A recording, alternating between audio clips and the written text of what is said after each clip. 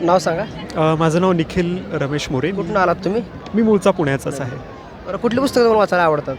मला मोस्टली म्हणजे सगळंच कथा, कादंबरी आणि इतर जे विविध विषयांवर लिहिलेलं साहित्य आहे. मोस्टली मला दलित साहित्य वगैरे आणि त्यानंतर फ्रीडम फायटर्स जे आपले होऊन गेले त्यांच्याबद्दल, त्यानंतर राजे जसं की छत्रपती शिवाजी महाराज आहेत, छत्रपती संभाजी महाराज आहेत, डॉक्टर बाबासाहेब आंबेडकर वगैरे, ही जी आपली एक ज्याला म्हणतो समाज प्रबोधन करणारी जी चळवळ आहे, त्या सगळ्याचे जे प्रणेते होते त्या सर्वांबद्दल मला वाचायला आवडतं. तुम्ही कोणती पुस्तक खरेदी केलीत आज?